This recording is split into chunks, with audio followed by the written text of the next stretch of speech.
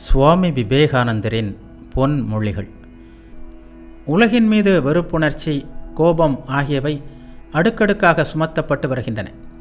அது காரணமாக நல்ல காரியங்கள் தொடர்ந்து பல காலமாக நிறைவேற்றப்படாமல் போயிருக்கின்றன.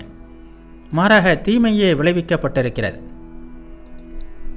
நீ தூய்மை உள்ளவனாக இருந்தால், வலிமை உள்ளவனாக இருந்தால், நீ ஒருவனே உலகில் உள்ள அத்தனை பேருக்கும் சமமானவன் ஆவாய்.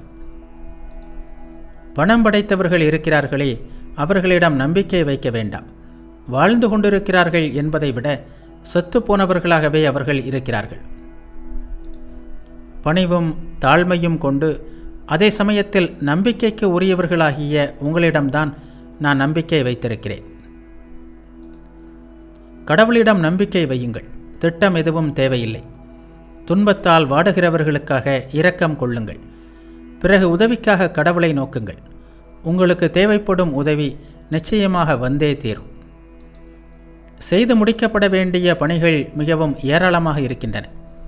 நம்மிடம் அறிவு இருக்கிறது, ஆனால் பணி புரிவதற்கான கைகள்தான் இல்லை. நமது நூல்களில் உலக சமத்துவம் பற்றிய கொள்கை கூறப்பட்டிருக்கிறது. ஆனால் நடைமுறை வாழ்க்கையிலோ நாம் பெருமளவுக்கு வேற்றுமை பாராட்டுகிறோம். எப்போது பரந்த இதயம் படைத்த நூற்றுக்கணக்கான ஆண்களும் பெண்களும் வாழ்க்கையின் எல்லா துன்பங்களையும் துறந்துவிட்டு தங்களின் முழு ஆற்றலையும் செலுத்தி உழைக்க முன்வருவார்களோ அப்போதுதான் இந்தியா விழித்தெழும்.